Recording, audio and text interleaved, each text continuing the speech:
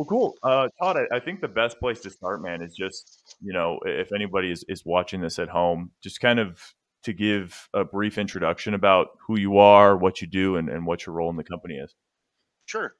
My name is Todd Louthain, and uh,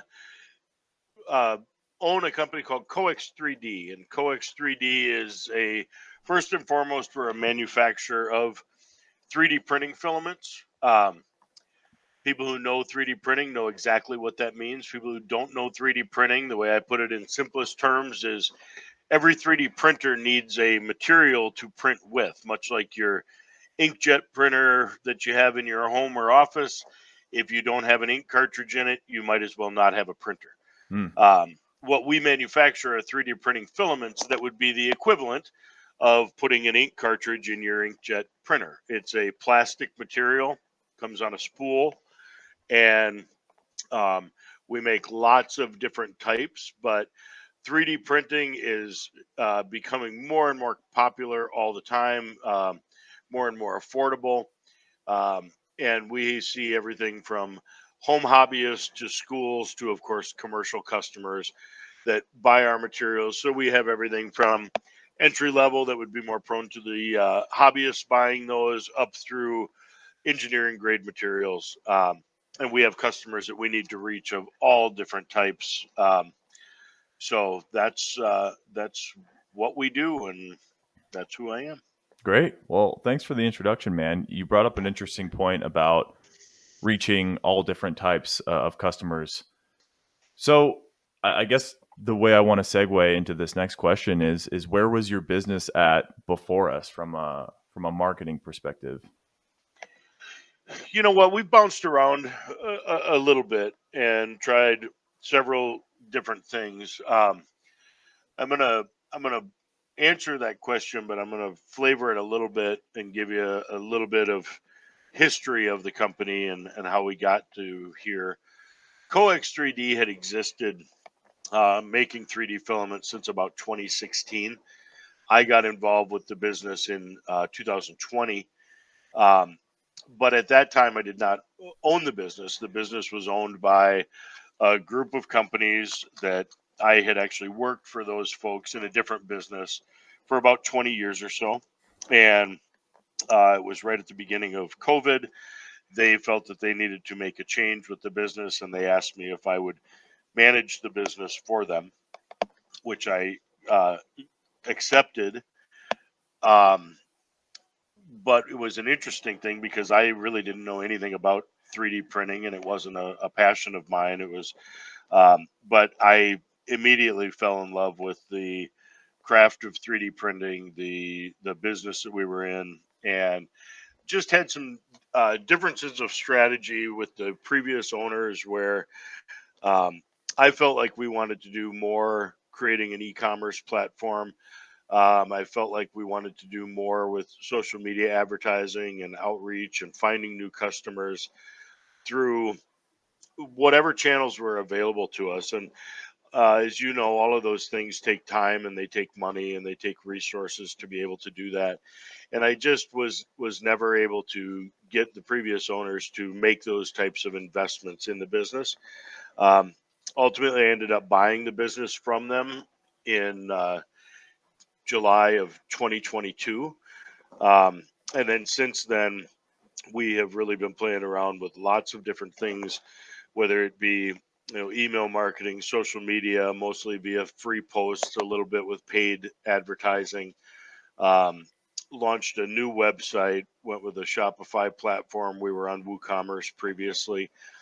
So really, since July of 2022 is the only time frame that I have to go off of where we've been able to do the things that we wanted to do as a business.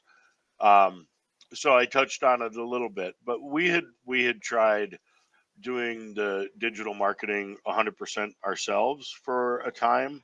We had worked with a couple of different agencies. When doing it ourselves, we didn't feel we were getting the impact.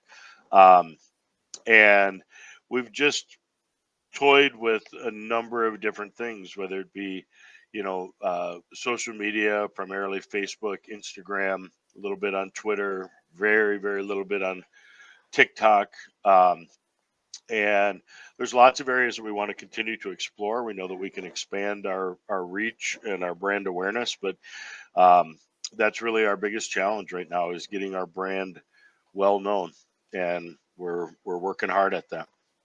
Cool. Yeah, 100%. We're definitely working hard on that. And I think again, perfect segue, man. You mentioned something that you worked with a few vendors, you worked with a few teams, maybe even agencies before. And I remember on our first initial call that you didn't really have the best experience with them. And so my question is, what happened there, and then what made you go with us?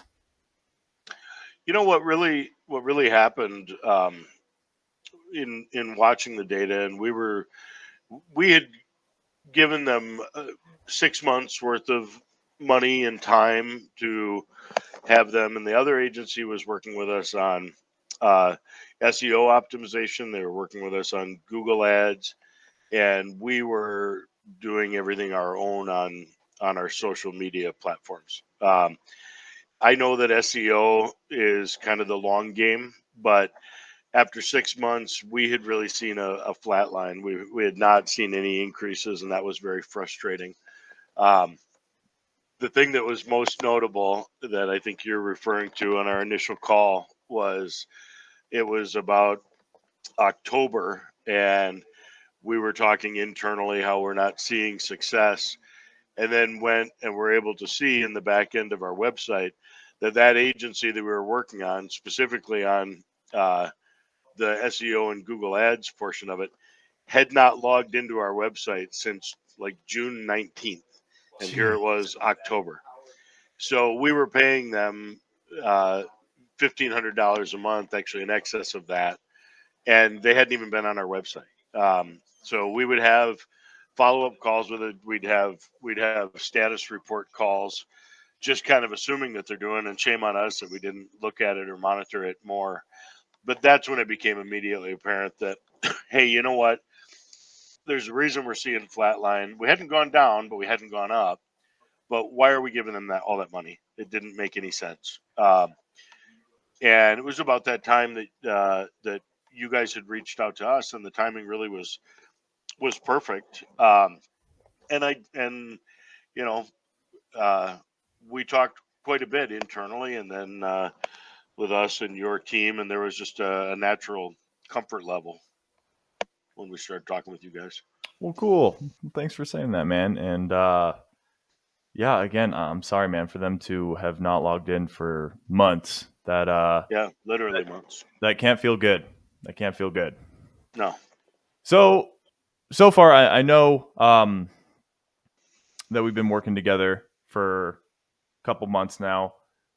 How do you like us? How do you like the guys? What's been kind of your overall experience working with us? I guess communication wise, and then just results wise, the most important. Yeah, so let's touch on that first. I mean, the results have been there.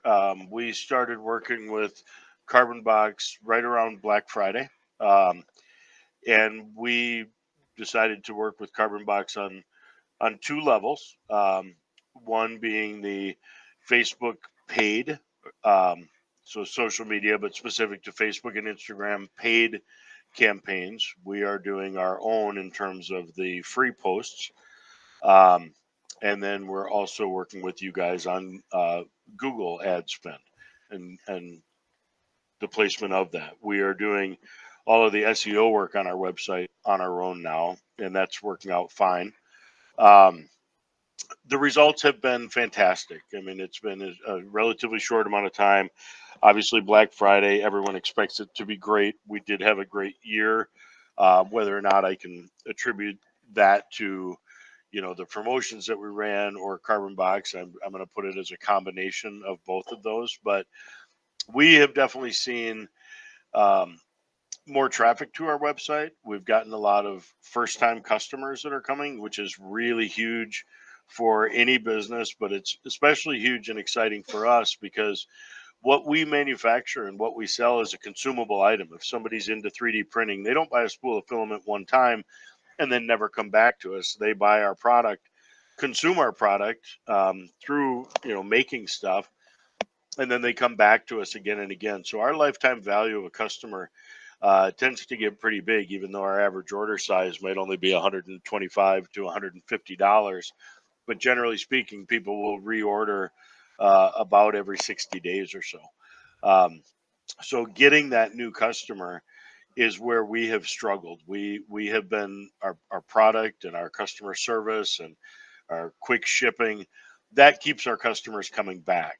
We just need more of them, and that's where we reached out to you guys to say that's our most important thing that we want to do is get new customers. And the number of new customers that we've had in the short time that we've been working with you has to be attributed to the work that you're doing, both in the Google ad, the ad placement, the way the search engines work, and then getting the right audiences reached through paid social media. Um, we struggled with that. I personally struggled with that greatly. Of how do I place an ad with Facebook and know that I'm getting to the right people, the right buyers, the right genre, the right category, whatever it is, and with relatively speaking, short number of phone calls, you guys just seemed to get it. You understood what our customer base, who our audience was, who our potential audience was that we're probably missing out on right now. And now our ads are getting seen and viewed by those folks. Yeah, 100%. Just for some context, with our meta ads or our Facebook, Instagram ads, 95% of our targeting is broad. So we are focusing pretty much majority of our spend in net new customers, right? We want to acquire net new customers at a profitable rate. And I think Black Friday, we ended it with a 14x return on ad spend. And now that Black Friday is over and, we're halfway into December, we're at around a 10x.